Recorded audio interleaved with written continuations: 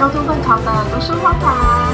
那这一个影片呢，主要是想回馈给我的元老及订阅者们，就是你们。我记得那时候发了一部会考的读书方法，也就是30天冲刺。那一次呢，就是有超级多那时候正要考会考的你们订阅我的频道，谢谢你们。所以这一部影片呢，就是要来分享我高中怎么样考段考，因为你们现在可能快要考，或是已经考了第一次段考了，那不知道你们考得怎么样，我就来跟你们分享一些心态啊，还有一些考试的读书方法。第一个我要讲各科的读书方法，国文，然后我会看一下稿，因为之前有在 IG 一个学妹有问我说我段考是怎么读的，所以我就有打了一些给她，然后现在我也想说分享给大家。好，首先是国文，英文、数学这3科应该在各个学校都是有加权的，所以代表说，如果你高中成绩想要比较好的话，这3科一定要把握住，因为这3科你如果考得好，那一定可以把你的排名拉往前很多。好，那国文的话呢，我的读书方法那时候就是会把课本、还有习作、还有自修书都写过。那课本的话呢，就是会有一些注释嘛，然后像是文言文啊，或是一些下面的注释也都会看过。这个习惯也是因为我在国中的时候，我们国中老师会叫我们背注释，也就是要一字不漏的把那些注释的解释给背清楚。现在想起来，真的觉得那时候老师帮我们定下很好的基础，因为高中以后就是没有老师在教我们背这些东西，但其实这些东西对于我们在考试的时候是非常帮助的，因为你会更了解一些文言文啊，或是一些比较难的词的意思。再来就是我觉得国文真的很重手感，还有阅读的速度。那阅读的话，这边推荐一本叫做《古今阅读100》。那《古今阅读100》其实我没有高1就写，我是高3的时候，那时候就是都会有一些学长姐推荐说可以写什么书本，那大家都会推荐《古今阅读100》。那我也认为这个是一个非常好可以练习阅读能力的一个书。那它就是会有100篇，其实它好像是有超过100篇，就好像是100加10、110篇这样子。那你就可以一天做1篇啊，然后就是利用下课时间或者是吃完饭的一些空闲时间，就可以做1篇，然后维持每天有阅读习惯的手感。再来是英文，那英文呢，我觉得应该是在高中的时候，很多人会觉得很头痛的科目，就是因为有些人可能他从小就是英文环境接触比较多，所以他英文就超级好，他不用读，他英文就是已经非常高分了。那有些人就会发现自己好像在英文这一科要花比别人更多的力气才能够读得好，那这也没关系。我觉得英文其实跟国文有点像，就是要一直每天碰，然后培养语感的一个科目。那我英文我高中是有补习的，但我这边就先不讲补习班。如果你们有兴趣的话，可以私讯问我，我可以推荐你们台北的我补的英文补习班。但是我觉得我高中段考英文成绩其实也不一定都是补习班去让我英文成绩能够还 OK 的，因为我觉得我们补习班教的有点多，然后那些东西或许对未来没有帮助，但是在高中阶段，我觉得最重要的是要把课内的课文，还有也是同样阅读速度还有阅读理解要建立起来。这边我想要跟你们分享一个我读英文的算是小方法吧，就是很多人不是都说要背单词嘛，然后都会拿一本单词书，然后一直背文，例如 proposal， 那 proposal 可能会有就是它的拼这种拼这样子。我的话我会有一个例句，就是我不太会直接背一个单独的单字，因为我觉得这样子就是背完，然后我也不知道要用在什么地方，然后我也不知道就是我背完会不会就忘记了，所以我可能会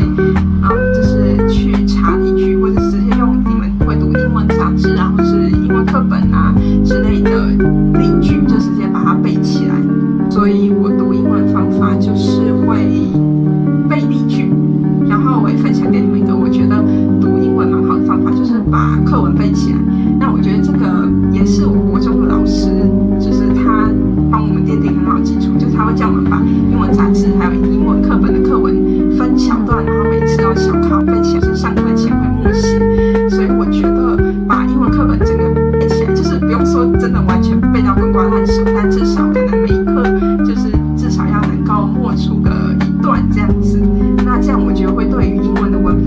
帮助，然后也在就是写的过程中能够练习写英文的感觉，因为高三就要练习写英文作文嘛。那通常我们一般不会有练英文作文的习惯，但是就是如果你平常就有在抄英文的习惯，这样子你之后到了高三就会比较习惯说一整句要怎么写，然后一整句再推到一整段要怎么写这样子。再来是数学，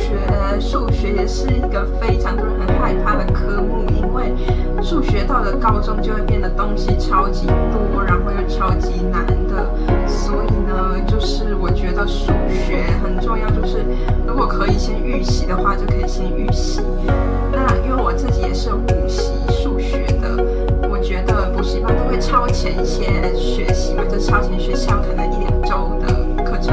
如果你没有补习的话，你也可以自己提前先预习。那预习什么内容呢？就像补习班他们教的，可能就是会把观念先讲过一遍，然后再做一些比较基本的题目。这方面我觉得你也可以，就是先去坊间参考书，或是网络上下载一些别的学校的考题啊，先把简单的先做过一遍，然后先知道那个单元大概在讲什么，这样子你在学校听老师上课的时候，就能够更快速的理解那个单元的重点。那我这边可以推荐中山女高的考题，我不知道网络上找不找得到，就是因为我觉得中山女高的，就是我自己读的高中，我觉得那个学校就是中山的题目，数学题目算是比较基础的，我不知道能不能这样说，就是我看了别的学校的考题啊，然后还有中山考题，对比起来数学这一科，就是如果你把中山的题目都写会了，那你的基础一定是没问题的，所以就是可以多去找题目练习啊，然后如果要去补习的话，也可以去找一些自己觉得比较听得懂，然后比较能够跟上的补习班去做学习。接下来是物理，那物理呢，我觉得也是一个很神奇的科目，就是我自己会觉得很吃老师，就是如果老师讲的是我们听得懂的，那我们可能就会可以学习的比较好。但如果那个老师刚好就是跟我们职场比较不一样，然后讲的语言可能让我们听不是很懂，那这样子呢就会觉得不飒飒，然后之后就会不想要听课，那不想要听课就会对物理越来越没兴趣，这样子考试就没有办法考好。所以呢，我觉得物理是一个很吃观念又很吃老师的科目。那观念呢，我觉得物理课本超级棒的，就是其他科你可以不用看课本，但我觉得物理课本真的非常的好，它写的非常的清楚。如果你字一句都读过去的话，观念应该非常清楚。那我那时候在读物理的时候呢，就是我会把课本全部很详细的每一字每一句看过去，然后课后不是也有一些练习题吗？我也会尝试把它写过去。那如果不会的话，你就可以下课的时候去问物理老师，我相信物理老师一定都很乐意解答你的问题。那另外我也推荐一个免费的线上平台，叫做军医教育，我觉得它的物理也是讲得非常清楚，然后如果你有不懂的地方，也都可以就是反复观看。再要讲化学，那化学呢，我觉得跟刚刚物理有点像，我觉得也是蛮吃老师的。然后我在高中的化学好像没有很好，因为虽然我很努力的读化学，但是像高2啊、高3那些化学我都觉得超级难的，都听不太懂。然后但我高1的时候学的还行，我觉得应该是因为高1化学比较简单，然后再来就是我高1的老师他会用很多口诀还有图示的关系去让我们理解化学的概念，所以我觉得化学或许就是能够编一些口诀啊，或是你可以看一些线上课程，像是我后来大学的时候在修化学的时候，我就有去查，比如你不懂哪一个单元，然后就可以去查那个单元 YouTube， 然后就会有一些中文啊或者英文的人的讲解。那我觉得有一些其实讲解都蛮好的，就是他会带你用一个你没有想过或者是比较编口诀的方式带你去认识你不懂的那个单元。所以我觉得化学或许能够就是多查网络上的资源啊，然后把自己不懂的那一部分补起来，这样子或许在学化学的时候就能比较有自信。再就是生物啦，我高中的生物一直都没有很好，就是我每次都是觉得好像背不太起来，然后上课也就抓不太到老师的重点。虽然我觉得生物老师都很认真，但是我一直都没有抓到诀窍。那现在我读的中医系，我觉得就是像这种备科啊，像我这种记忆力又不太好的人，可以借助一些外力，也就是一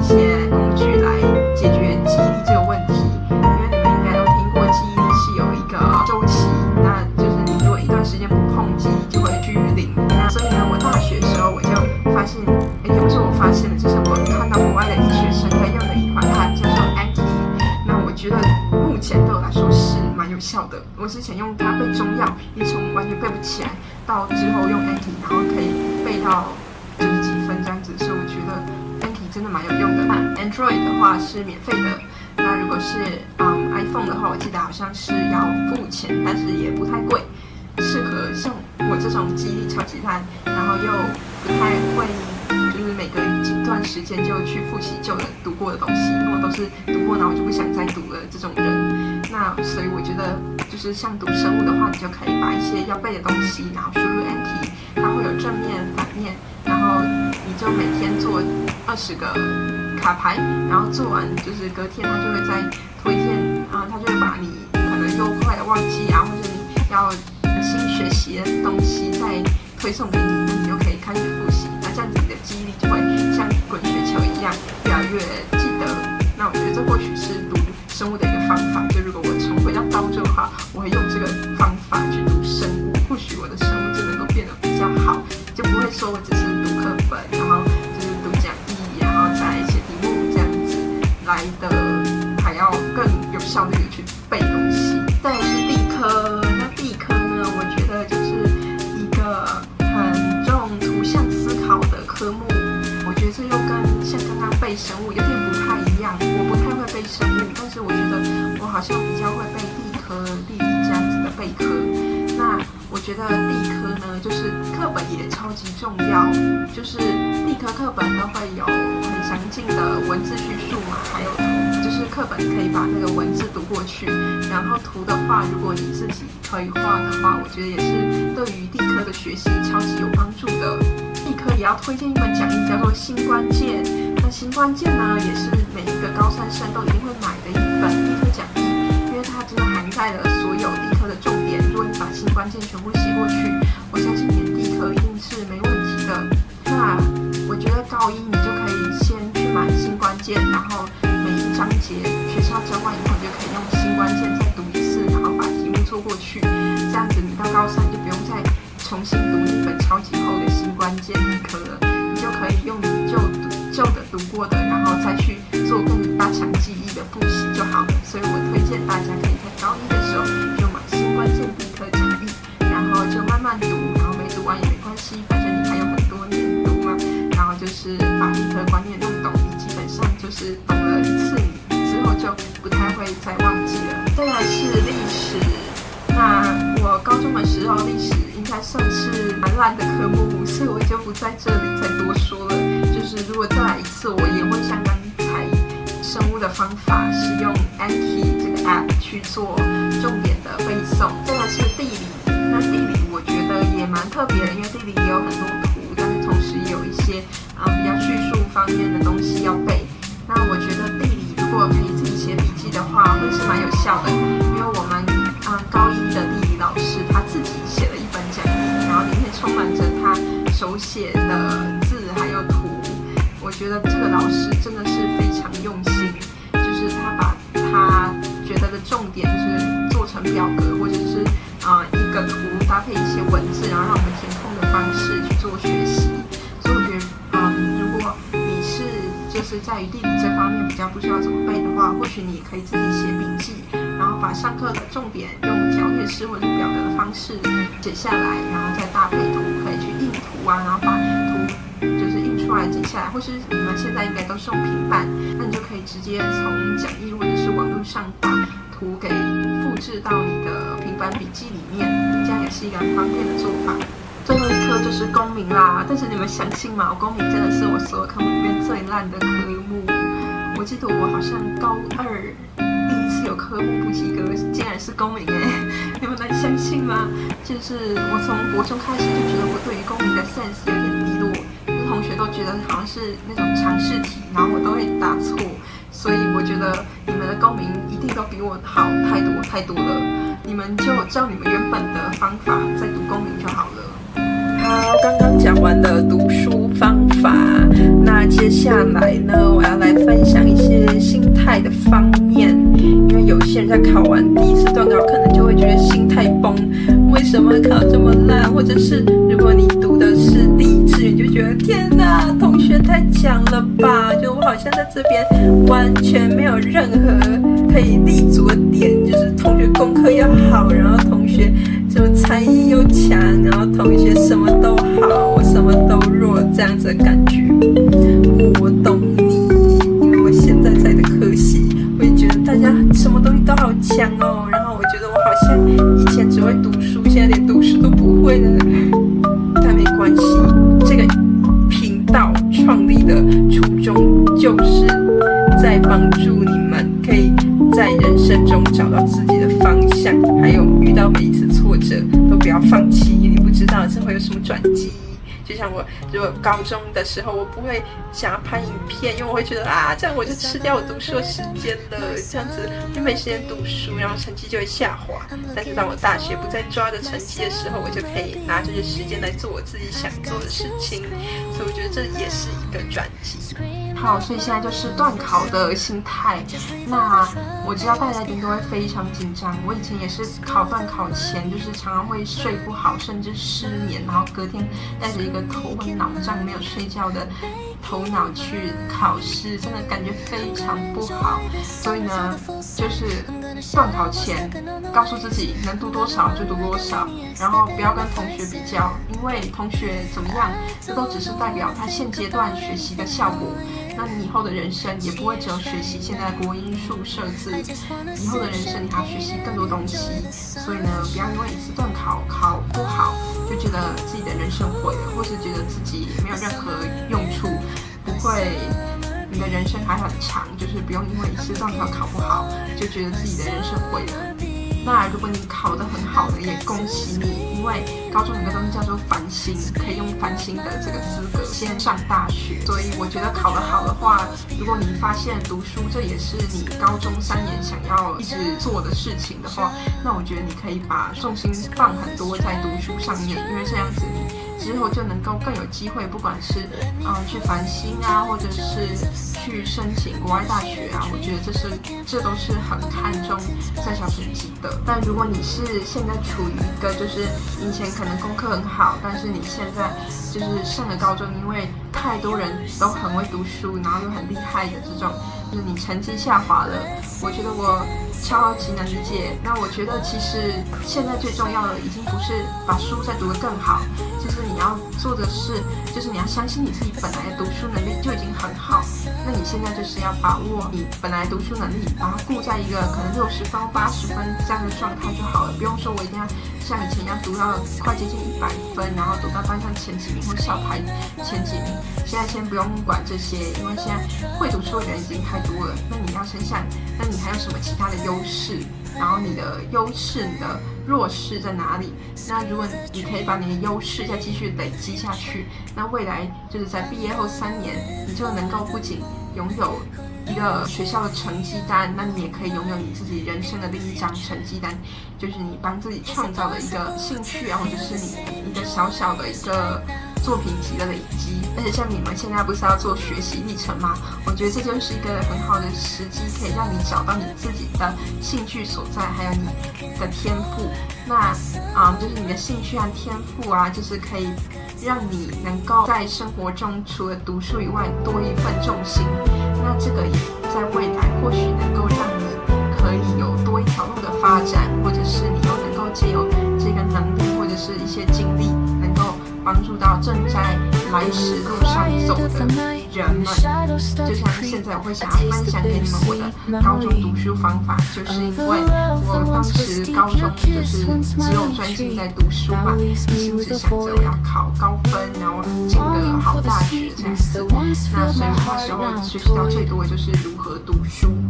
那现在大学就不一样了，就是我也在读书之外呢，学习到了很多人生的道理，还有一些面对挫折，还有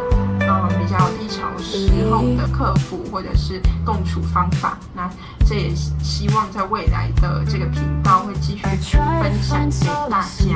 所以就是如果你有什么兴趣或者是长才的话，就是